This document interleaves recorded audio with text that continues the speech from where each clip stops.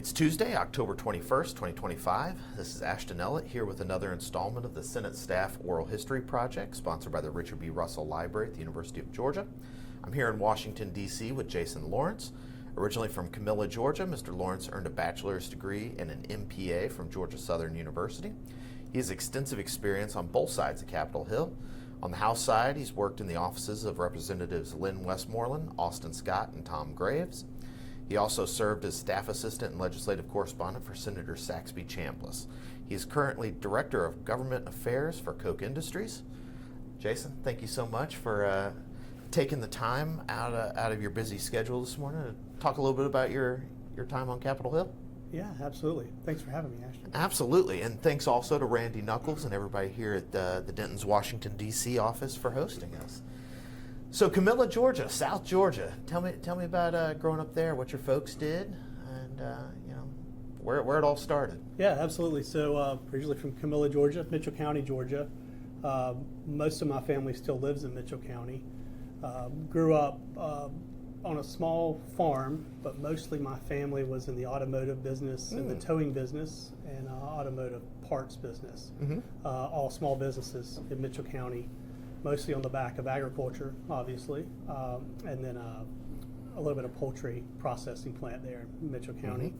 I grew up with great parents and great grandparents.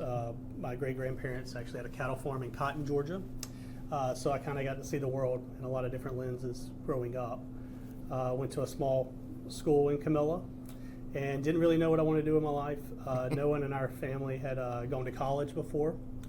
I think that opened up a lot of doors of my grandparents saying that they would like for me to leave Mitchell County and try something new, possibly go to college. I have a twin brother that lives down in Thomasville, Georgia now, so we were kind of on the same path. Chose Georgia Southern, not sure why. Didn't know anything about college, so but ended up getting in and attending Georgia Southern, and really had a great experience there. While there, got into a little bit of politics into my senior year of my undergraduate, and if you recall, there were some big congressional races on that side of the state back then. There was also a governor's race at that time. And so I was asked to volunteer. Was not involved in college Republicans or anything like that. Just thought that, hey, I have a friend doing this, might be fun to do.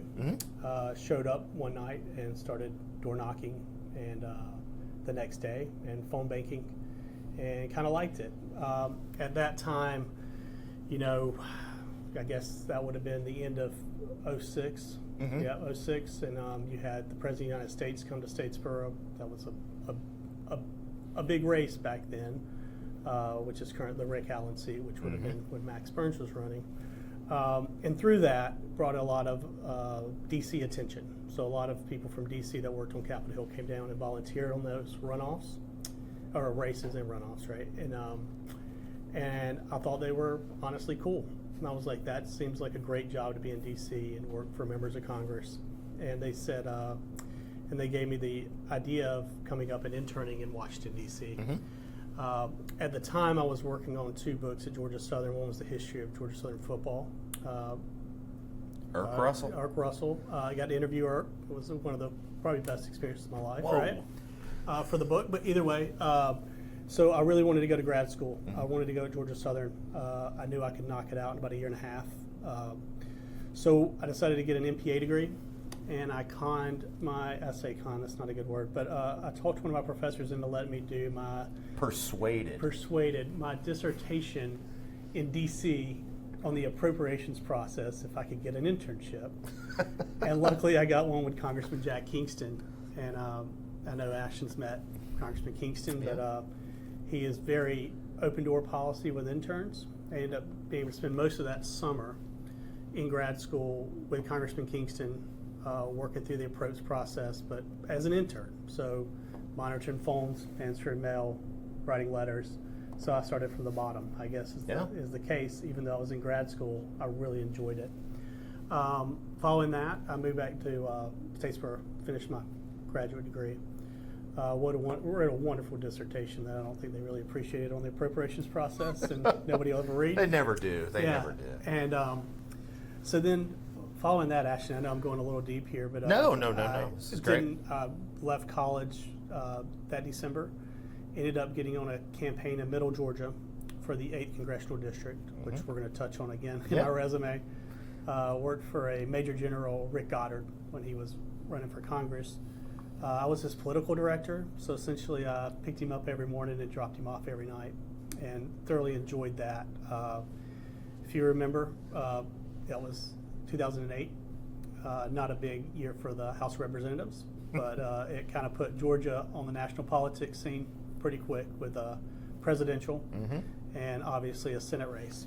So I worked in Warner Robins, and at the conclusion of that campaign, I won't mention how bad we lost, but I had the opportunity to actually stay in Warner Robins and work on Senator Chambliss's runoff campaign as an employee from the NRSC for only about a month and a half. It was very short back then on those runoffs.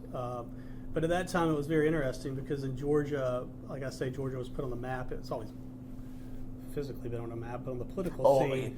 I wrote my dissertation on the Georgia Republican Party. Believe me. Yes. Believe me when I say politics has not always been as exciting in Georgia as it has been recently. Yeah, but we started seeing, you might disagree, Ashton, we started seeing some more, like, I guess, public rallies, right? Yeah. We were bringing in Sarah Palin and others I remember that these very well. runoffs, right? And so I got to do these larger events, and I thought it was neat, and I still had my mind set on I wanted to get back to D.C. So Senator Chambliss won, and the story gets a little rocky here because I actually drove to D.C. without a job. A lot of people come to D.C. with something in mind. Moved onto a friend's couch and started pounding the pavement looking for a job. I got a quick stint with Congressman Lynn Westmoreland on the political side, working on redistricting data back then. Now it's a very top of mind issue in D.C., but back then it was, how can we work through even AG races to flip states from Democrat to Republican to work on a redistricting effort in the realms of law. And so while I was doing that in DC terms, which I'm sure you're gonna have a lot of interviews where people mention this, you're always kind of looking for how can you move up, right? It's a very expensive city.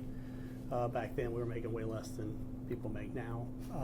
Which is Still really very saying low, something. very low. I think it's a huge barrier that hopefully will be crossed one day, but I don't think it's coming quick. So I ended up getting a job with Senator Chambliss in his mailroom. I had no idea what that meant, and come to find out, it is I think, working up under, Chief of Staff then Charlie Harmon. It was a bigger role than what I thought it was. When I came in the first day, you're sorting, thousands of emails a week, returning hard mail of people that are sitting in physical mail with letters that are drafted by legislative correspondents. I know from my experience further in my career that Senator Chambliss had a very good mail shop. His responses were, very detailed, not very generic.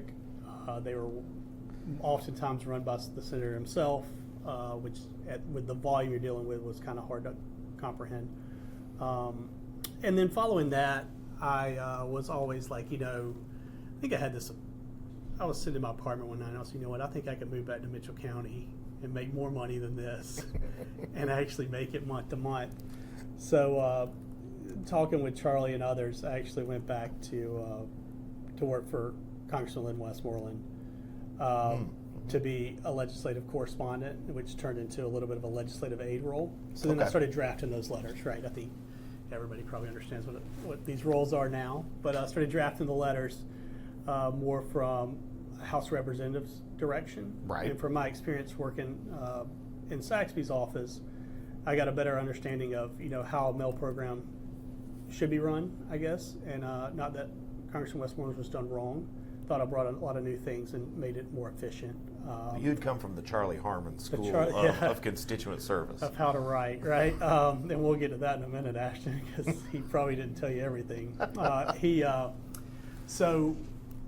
When I was in Lynn's office, it opened up me more to a portfolio of handling issues day to day, meeting with the congressman more, representing the congressman at events, et cetera. So, and then one day I got a call from Charlie Harmon, and he said, Jason, I need to get a coffee with you. I need to chat with you.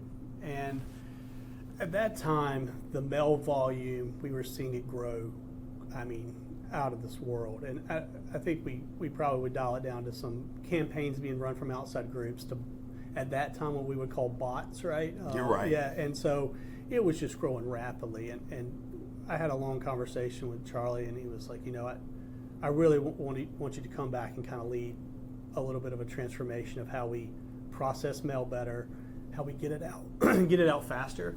Yeah. And then also making sure that when people write in about something important, doesn't matter who they are, that they get the right response. If they've got a problem with the federal government, we want to help them. Mm-hmm. And that goes from, the mayor of a city to the constituent that has a VA issue, right? So we had a long talk, and I said, all right, I'll come back, but obviously I got to come back at a higher role. I can't be in the mailroom. And so I ended up in his defense shop there. It was 3 people that were there.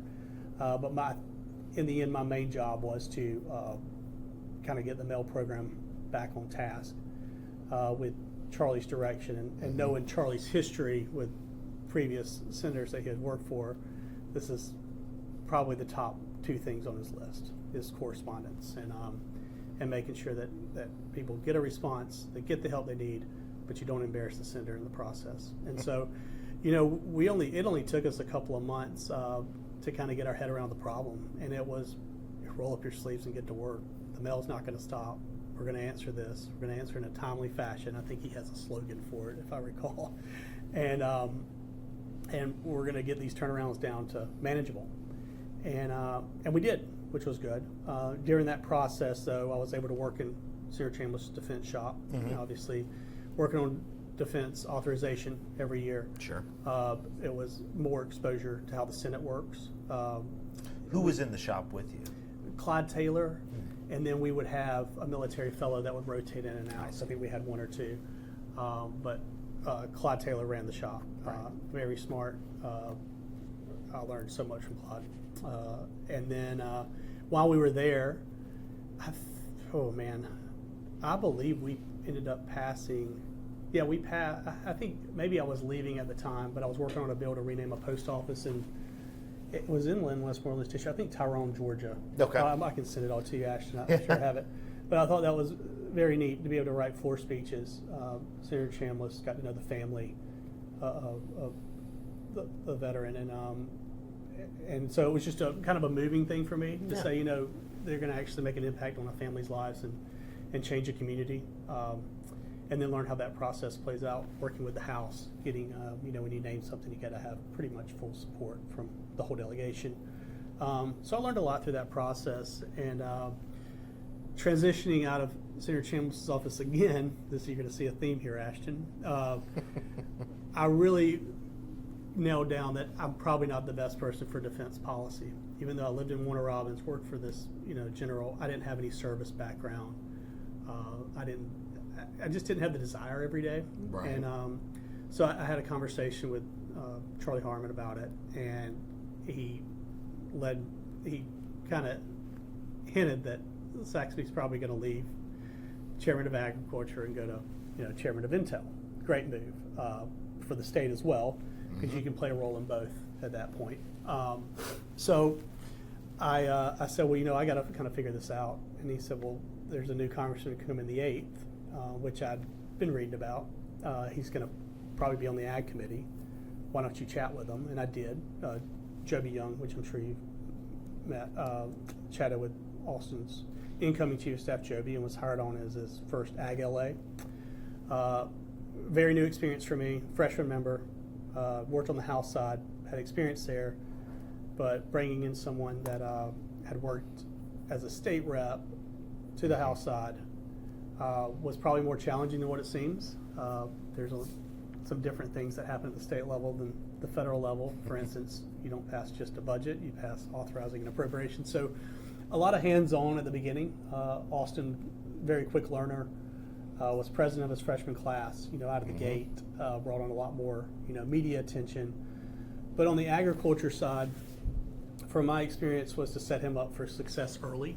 And I think he hopefully would say that that's paid off now. Getting the right subcommittees back then was a big deal. Title I on the Farm Bill. Right. Getting those early, even though you might time out of them, but getting the things that matter to the state of Georgia was very important for us. And we did that, which was good. And so being with Austin, getting his office up and running, was great. I met so many people that obviously have worked with UGA, Tipton office, the campus there. The Athens folks learned so much. They provided me a backbone to be able to do my job, which was very helpful, but also other people that you've interviewed in the ag space. Georgia's very deep in DC, the ag space, so I got to meet a lot of good people that are still friends today. Following that, we got to back up to the Rick Goddard race, General Goddard race. The consultant there was Tim Baker, and he ended up being Tom Graves' chief of staff.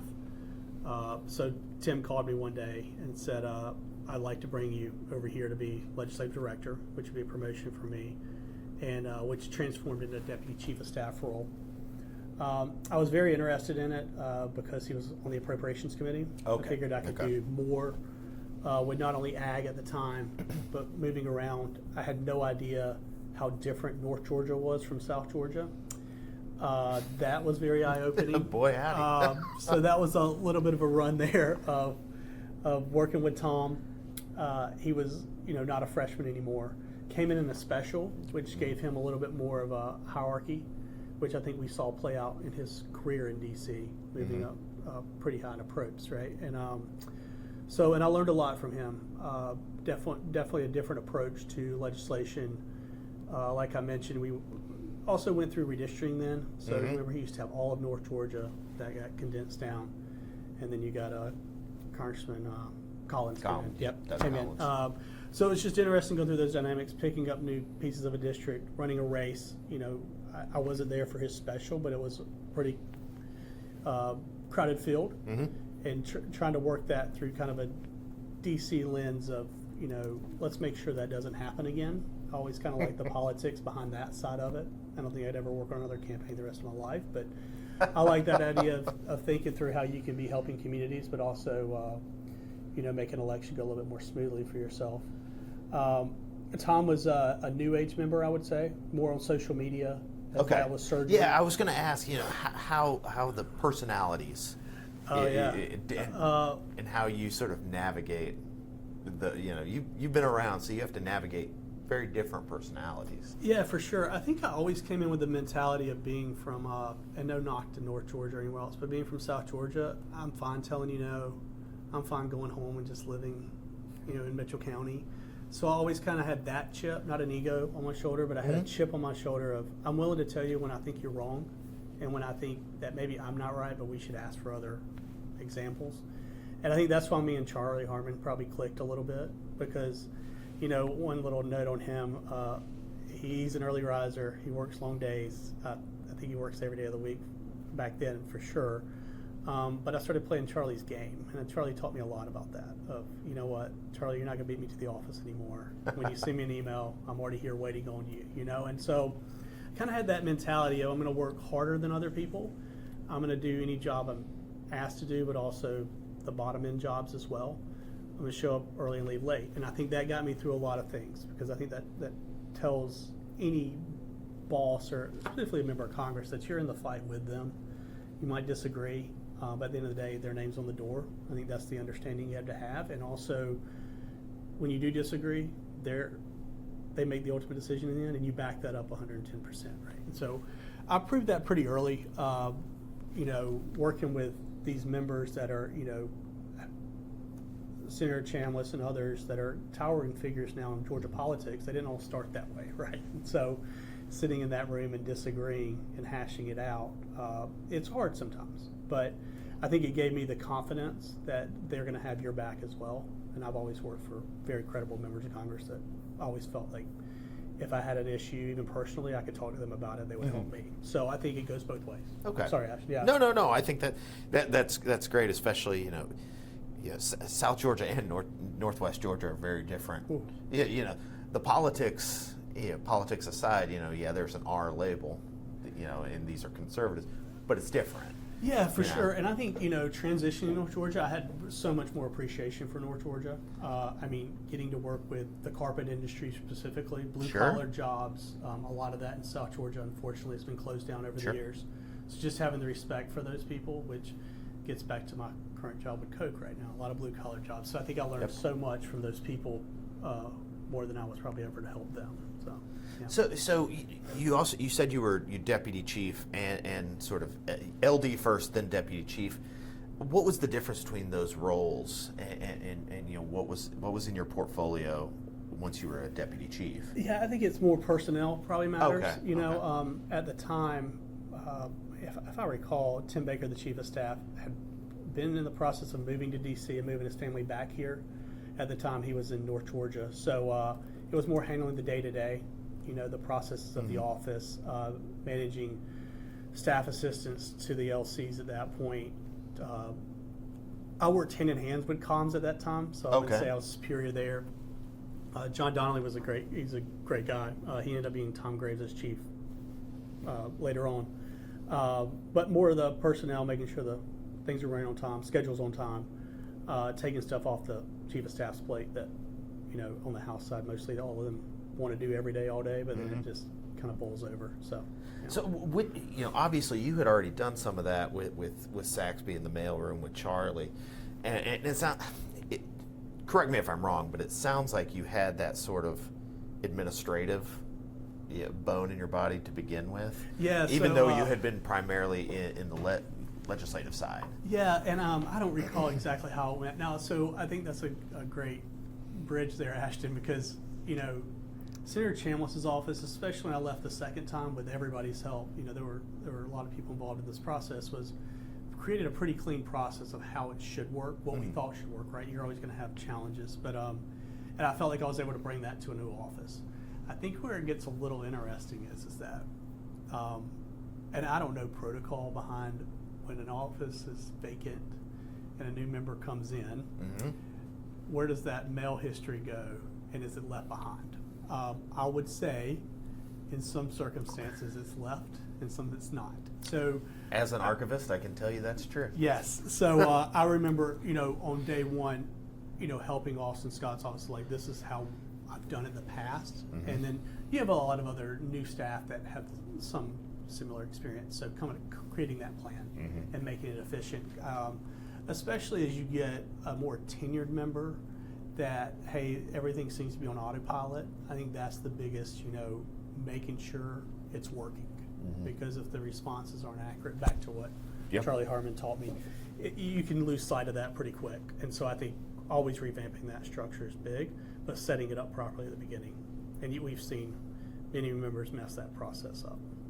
And I've also, going back to that General Goddard race back in 2008, I think the biggest challenge there was possibly, we always say national politics. I would say Congressman Jim Marshall, he had a very, very efficient, field offices that worked very hard for constituents. His mail responses were always very good. And I always looked back on that and said, we've always got to be the best, because the next person can be the best, right? And so I always thought in that mentality, if that helped. Jim Marshall. That was just such a Georgia tradition. We were talking about. I think you mentioned, Charlie coming up working with Senator Nunn, who had learned from Senator Talmadge, who had learned from Russell, and that has just been such an important part of the Georgia Senate and the Georgia congressional offices with constituent services. So from Tom Graves' office, from North Georgia, you moved to West Georgia. Back to West Georgia. Go back to West Georgia. I think at the time, I was trying to be on the track of be a chief of staff, right? And I was younger. I thought that was an easier hurdle than putting, I guess, the blocks together in my head that there isn't been so many chief of staffs. The relationships matter, right? And so I think in my career, the trend is, we were joking earlier that I jumped around a little bit, but I kept really good relationships with the people I left and became really good, probably better friends when I left than when I was there. And Charlie Harmon told me this. I don't know how many people, I'm sure it was thousands at this point, but we would just get coffee throughout my whole career. And it wasn't because I was reaching out and trying to bother Charlie. It's because Charlie was reaching out to me. And I always learned that of like, don't bother people, but stay connected. And so Lynn Westmoreland's chief of staff, Brad Bohannon, called me and asked me, he said, we got this gap here. Would you like to come on? And so I thought it was very fitting that they would call. He gave me my first opportunity in D.C. I felt like that was something that I wanted to get back to. Me and Lynn at the time, and still today, I need to catch up with him like I mentioned earlier, but I considered him more of a friend. I really enjoyed working with him. So easy decision to move back. Unfortunately, Lynn had other plans for his career as those years were going on. So he decided that he's gonna exit. I didn't know that exactly at my time, deciding to leave, but I knew it was time for a transition of what I wanted to do in my life personally.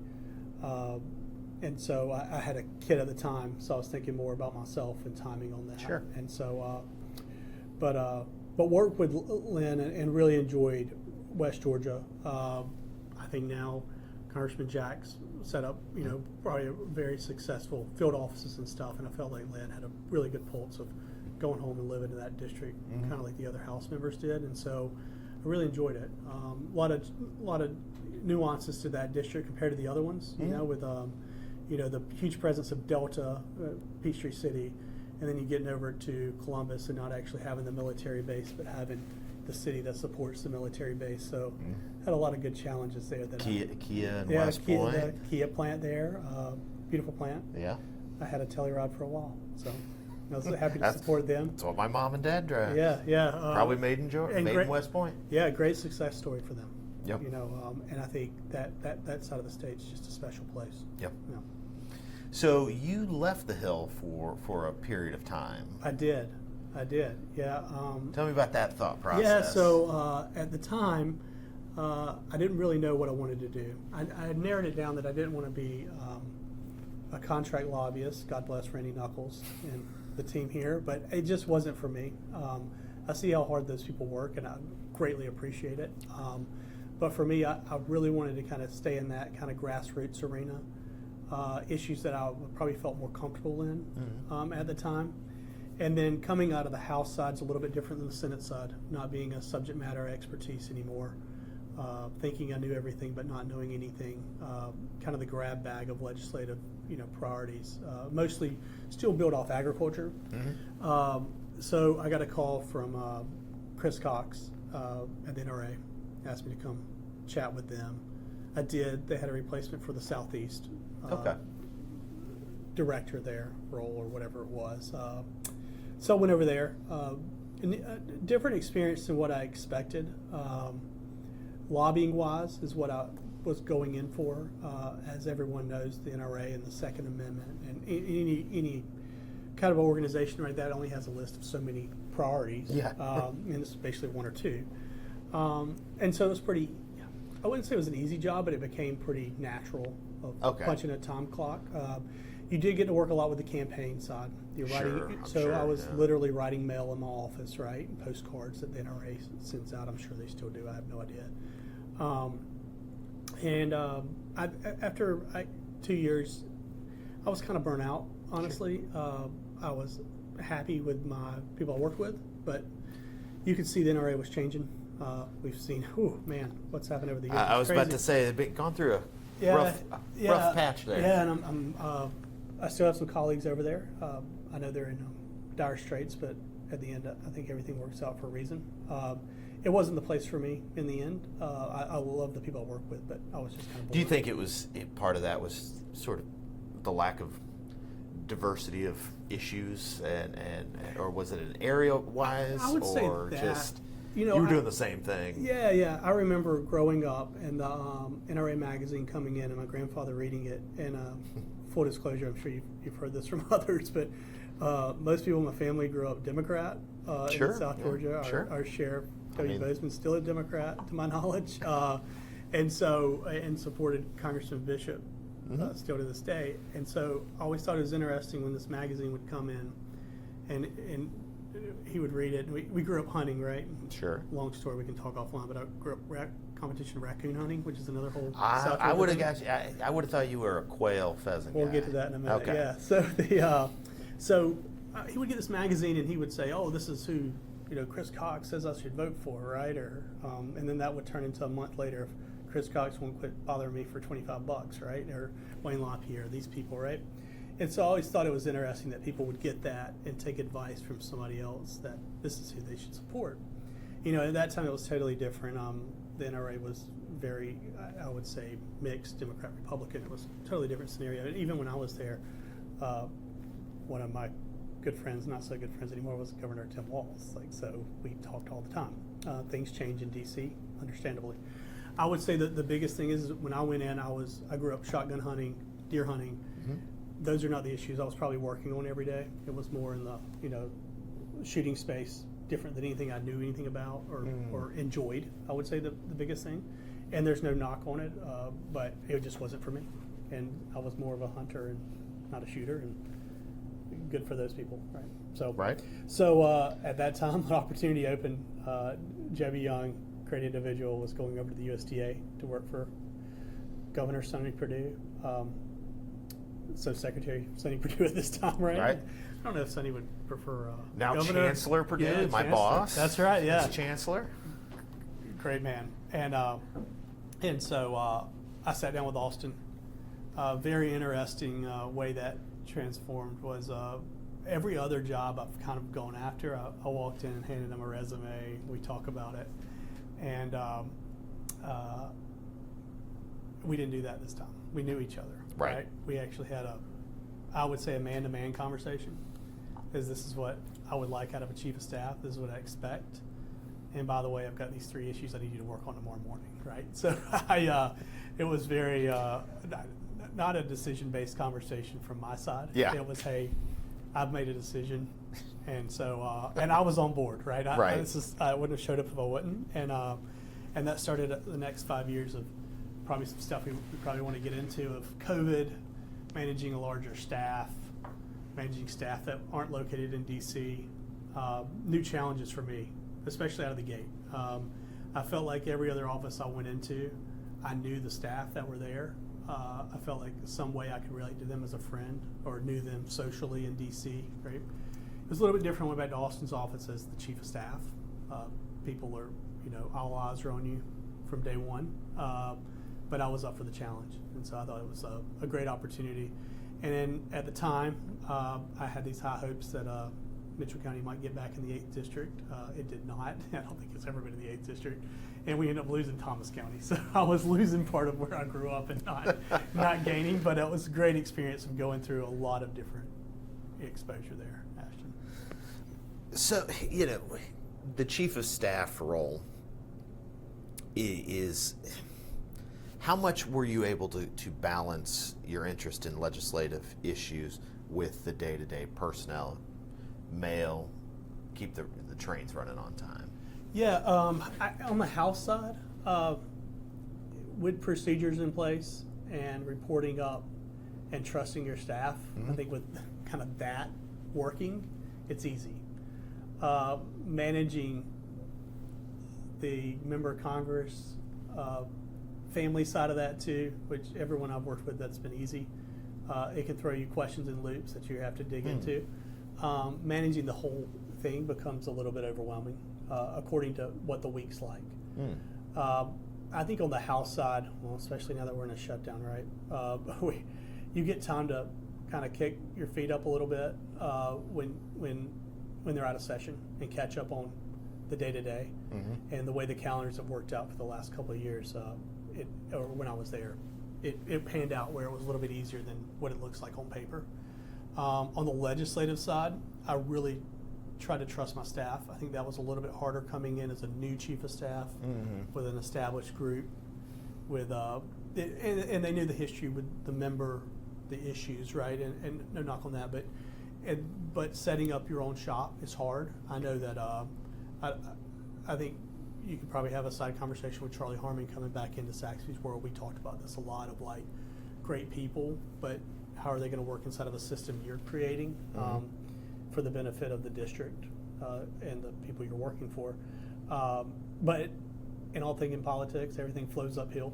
So if it was a big enough issue, my opinion was rendered, and sometimes I had to deliver the bad news or good news on that side. But mostly on Austin's front, which is very, very comfortable with the situation I was in, his defense team was pretty much on autopilot, which if you think back what I was saying about Senator Chambliss's office, it's kind of the same. Very smart people, understand the process, understand it in the AA, understand the players in the community, what helps Georgia, connected to the Georgia bases. I think that's a great relationship that Georgia's always maintained through a lot of leadership from these local communities. And so that made it a little bit easier, right? You take one thing off your plate, then you're only dealing with a couple of things. Right. Not to say that doesn't bowl over into national politics or whatever, but the day-to-day, it was according to what's going on. I mean, you had to make hard decisions. A lot of people look at the House of Representatives and say they vote 1,000 times a year. You're recommending yes votes if you're in this party. That's easy. I would say once a month, one of those votes is going to catch you and be hard. You're going to have the vice president calling you to ask you for your vote, right? A lot of the changes come fast. And then the strategy behind the scenes of, when we had Hurricane Katrina pop up, I mean, overnight, it's, the resources are possibly going to be there for these communities. You don't know how long it'll take to get there. What can you do on the federal Are we talking level? about Hurricane Michael? Michael. Okay. I keep saying Katrina. Sorry, that's my bad. No, Hurricane no. Michael. Yeah. I was like, it was Yeah, the one that destroyed the pecan. It came through Pecans and everything, Southwest, right? Yeah. And so I think that's where it Man, it becomes. was a fast-moving storm. I remember that one. Yeah, and I think you've met with Bob Redding, one of my Yeah. also Oh, yeah. good friends that's also helped me throughout my career, especially in instances like this of everything's wiped out. How do we come up with a plan to help people, not just tomorrow, but, Pecan's a great, Bob could go into the details, but not much of an insurance support program there. You lose your Pecans and timber. That's you lose your life and savings overnight. And so how do you pick up those pieces the right way and as fast as possible?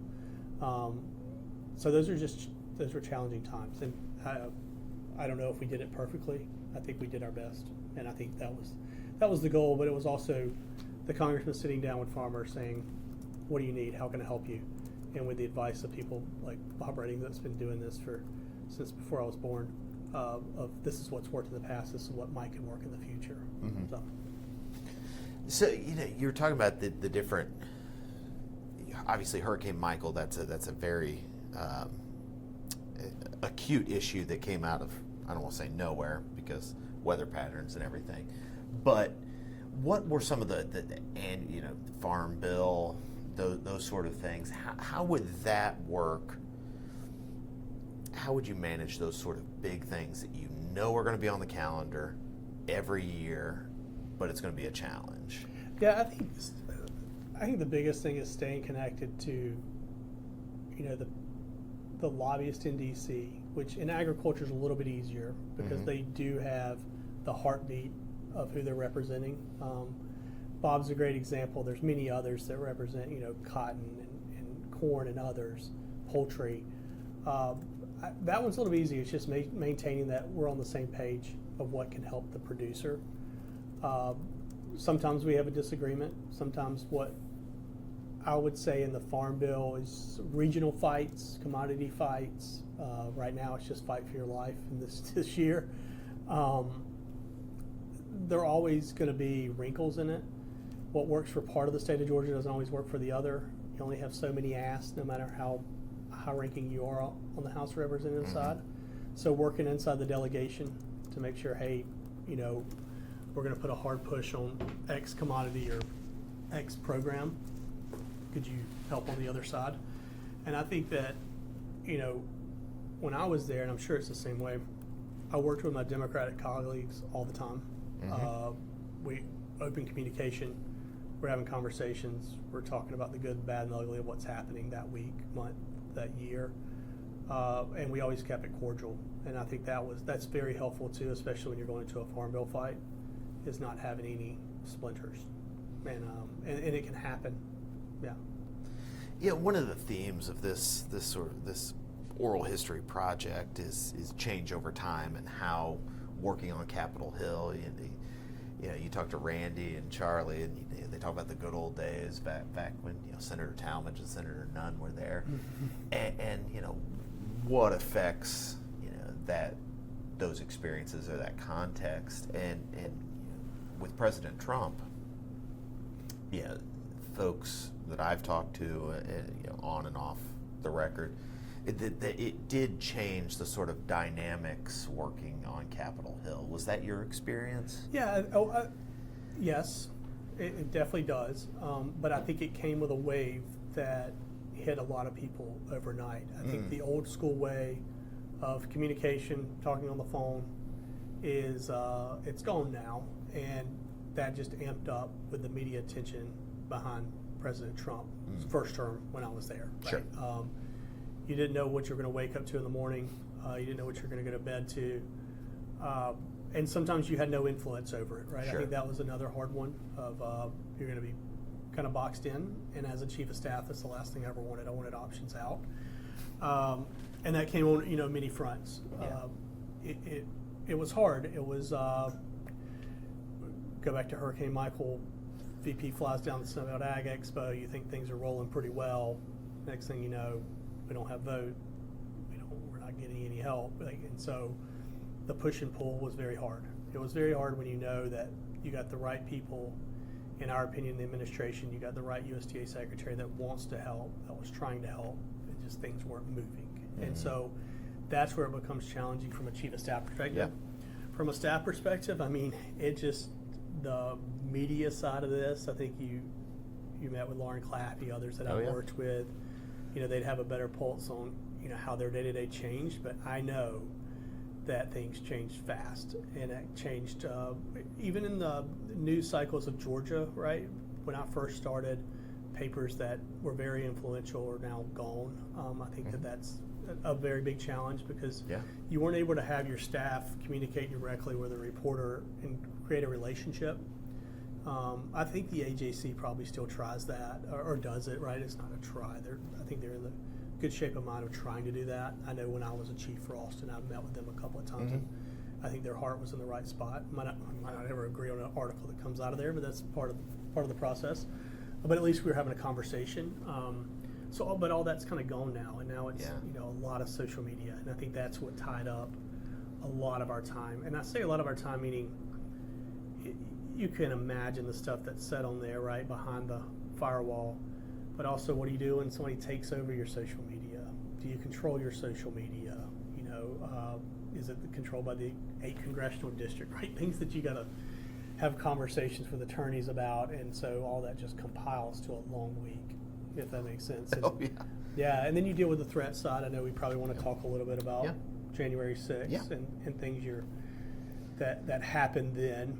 I would say from my role as a chief then, Congressman Scott had a pretty good grasp of people not being happy back home. He was always in the community. People in South Georgia are very happy to tell you what they're thinking, even if you're at the Home Depot, right? So he had a pretty good grasp on it. So I feel like we didn't have I did not have a good head start on this like I thought I did. But he had a good grasp that this was going to be a big time in D.C. and how can we best prepare for it. We made a lot of decisions quick. Looking back, I think the biggest mistake I made was saying we need to be present in the office no matter what happens and have people responding to constituents. I think at the end of the day, we should have taken it as more of a security threat and not had anybody there except for the member of Congress. And I say that not in hindsight. This is, I think it's very emotional for a lot of people that were there. Sure. It was a different emotions for me because I wasn't there, which probably hurt me worse. My son wasn't in school, so I stayed home. I was living on the other side of Lincoln Park. And around 7 a.m., I started seeing people park in front of my house that nobody ever parks down there, and saw that this was going to be a big deal. People were walking down the street towards the Capitol, 15 blocks away. I got staff in the office. I'm communicating with them. they're not getting much information, and as you know, it just unfolded very rapidly. Yeah. Not being able to communicate with them at times was hard, not knowing what was going to happen, if members were going to be moved to location. At some point, they were asked those questions. I know from Austin's perspective was, I'm here till the end with my staff, which is hard conversations to have. But it was hard. It was hard to see an institution, no matter how upset people are, a place that my second flight of my life was here for an internship. I love DC. I love the history of DC. But to see it within hours change from a very happy, beautiful place to not that. There's so many conversations around January 6th. I just looked at it as, if we're going to protect anything in America, it has to be the Capitol building. That's my opinion. I'm sure people at the White House would disagree with me. So it was a hard day, and I know that really changed the perspective of staff on the process, the constituents they deal with. That was always an easy bridge to be like, a constituent's going to call, they're going to be mad at you. We handle it this way. We move on with our day, which as a young employee can be very hard. Oh, absolutely. Very troubling. Yeah. And those were very rough conversations, and that started, way before I was on Capitol Hill on the phone. Email's a little bit different, but but talking to them later about that it was hard because I wanted them still to trust the constituents and have the same, service to them, but it probably changed the whole atmosphere in DC from the staffing level. And then, do people want to live here or work here, right? I think that's another whole conversation. And so, I don't know if I answered your question. Well, with January 6th and the effect on the office and constituent services, this was, of course, I know it's been 5 years or so, but it was the COVID-19 pandemic as well. How did that? Because DC could be a ghost town during the pandemic. Yeah. And how did you try and manage that with your understandably high expectations for constituent service with the sort of flexible de-densification was a word, work from home. Yeah, how did you try and manage that? Yeah, I don't think there was any management going into it. Actually, everybody just reacts. It was kind of like one day you're going home, and I think in DC, and to protect DC, and I think AI and that's going to have the same challenges, right? DC is very on an archaic system, which I think works for DC. It's one of the only places, maybe I'm wrong, that you still wear a suit and tie to work most days except for today. And you use a phone more than you used email a couple of years ago. I think all that's changing more rapidly now. So there was no system set up to transfer work from home. I remember leaving my desk and grabbing literally the conference thing, and I was like, well, I can sit in my house and have conference calls, right? That's how outdated you are. Luckily, Microsoft had just been moving into Teams, which I think everybody learned the hard way. Yeah, I remember that Capitol very Hill well. was really rough. You're already dealing with split offices. You're dealing with age gaps that are totally in the wrong spectrum of people that are constituent services are usually older, possibly veterans, which is very helpful. But then talking to a 21-year-old fresh out of UGA. That's always been a gap you're trying to close, and so now all of a sudden you've got all kind of issues, right? So we managed as best as we could. It was a lot of top-down conversations, which I never like, of, hey, I talked to Austin, this is what we got to work on. And then we slowly progressed, like everybody else did, into, all right, we're going to have our weekly calls again. There's probably nothing to talk about. We can talk about the weather. How's your life? I think the biggest thing I learned during that was kind of morale. It was so low. I felt like, as much as the younger generations get a knock for being, social media heavy, before COVID, they were still very social outside of the office. Yep. I feel like in DC, that was a networking opportunity. There were all kind of events at night, with constituents that are flying up. There were dinners.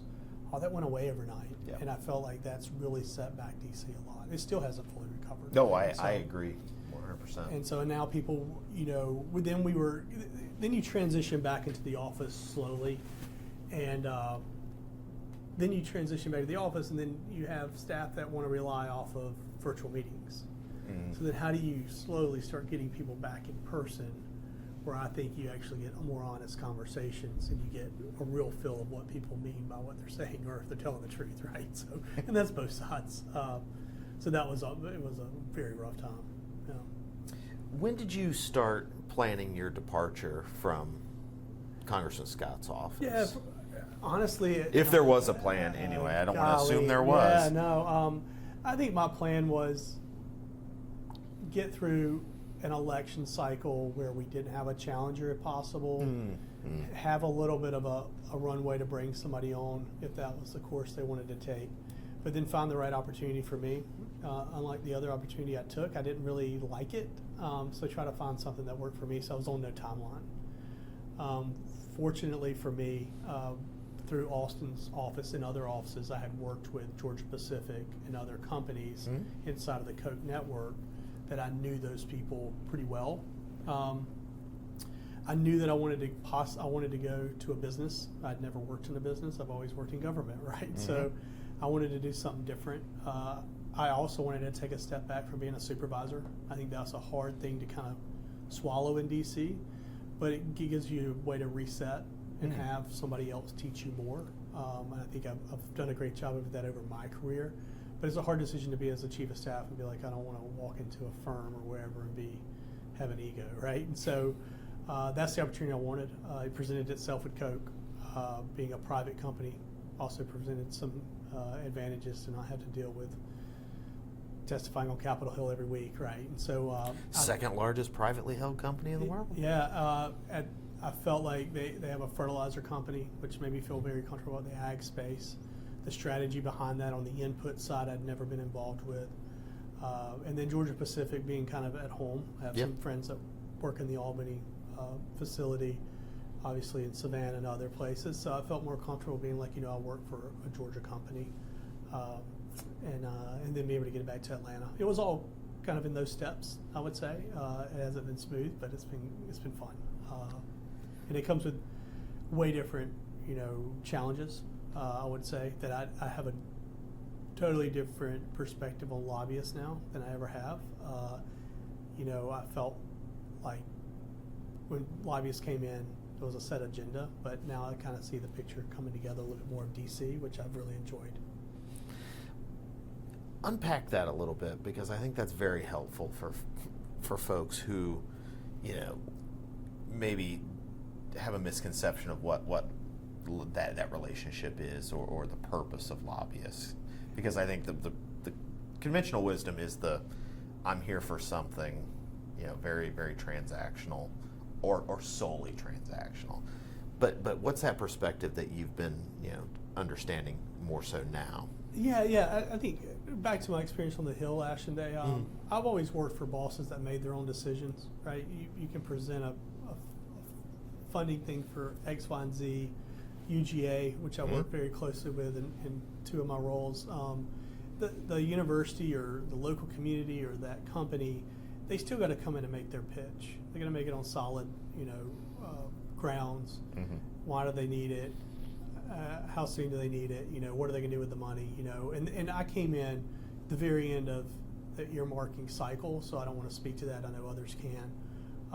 But I've always worked for bosses where, specifically NDAA, you're not going to get but maybe 10 asked. You might get 20 if you're a senator. Maybe you get 30. I don't know. They get a lot.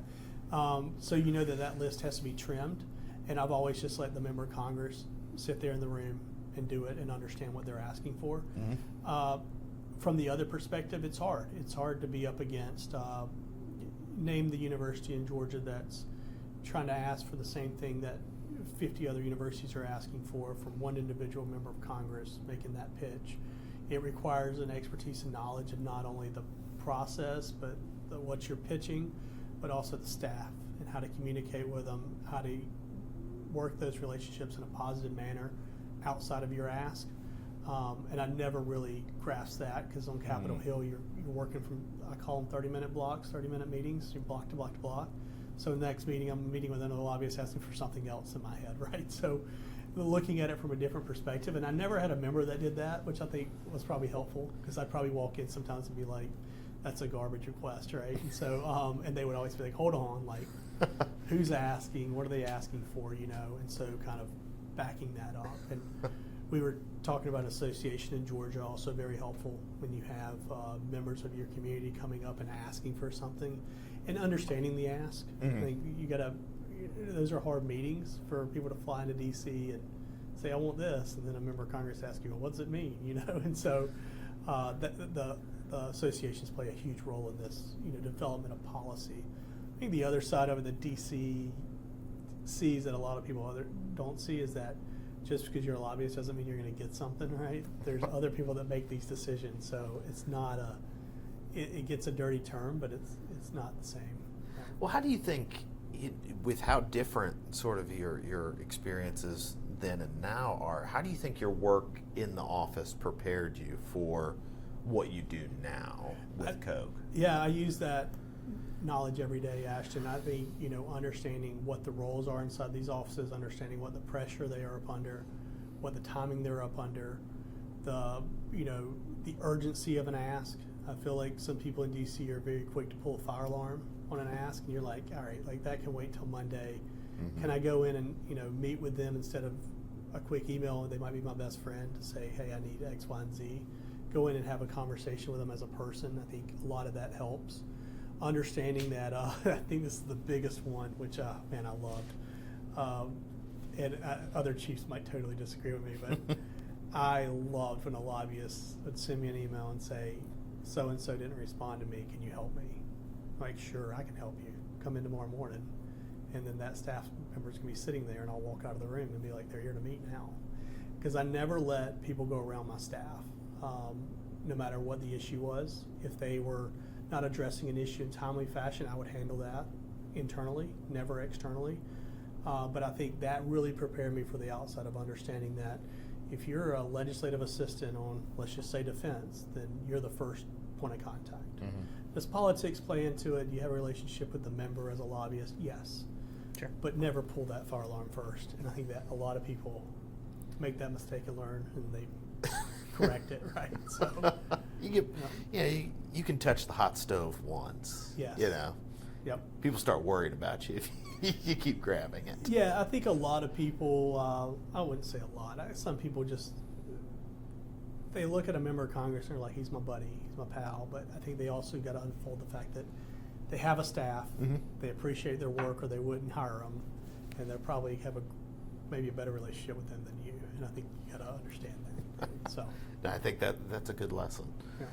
So we've touched on how politics has changed, life on the Hill, life in Washington has changed.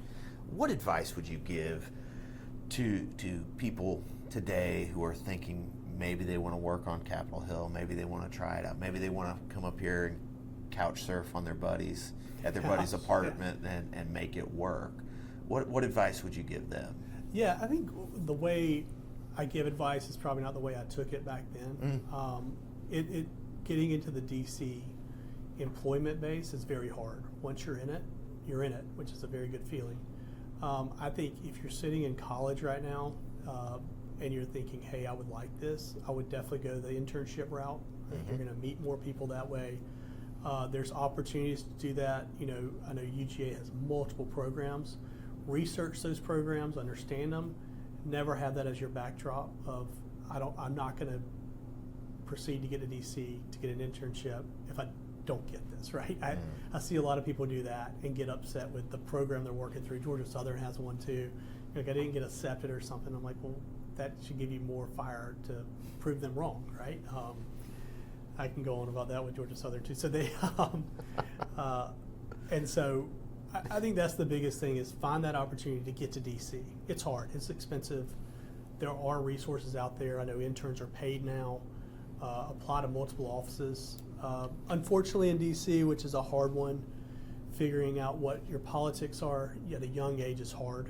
It does put you in a box when you're here. I tell people that now more than ever. It used to not matter. And so you got to figure out those steps. And then when you're here, I think this is what really, really encouraged me is no job's too small. Show up early, leave late. Even as an intern, you might seem annoying. Try to stay outside of that box, but at the end of the day, when you're needed, you're there. And you learn more when the day's winding down, when the morning's starting, than you do in the flux of a day. And I think that's how I did it. Actually, I don't know if that helps. But no, I think that's fantastic. And there's so many resources. I think this is another whole thing that I'm sure Ashton's grappling with too, but AI and stuff like Oh, that Lord. is becoming an everyday thing on Capitol Hill. Yeah. It's not going to ever be a fully AI Capitol Hill. There are things and processes up there that will be handwritten, that will be paper. So understanding and studying the process while you're here is more valuable downtown than, I can't say that, who your parents are. I'll say it. You run into that in DC a lot. But the knowledge you'll gain from an internship, the networking and the friends you make. When I interned with Jack Kingston, I'm still friends with those people. One of them has to be Jack's son, right? But I met these people through an experience that I didn't know I would ever exist. And coming out of college, I thought I was going to be a Georgia State Patrol. So here we are. Here we are. Here we are. Well, Jason, thank you so much Thank you, for taking the time, participating in the program on behalf of the Russell Library, University of Georgia. Thanks again. Yes.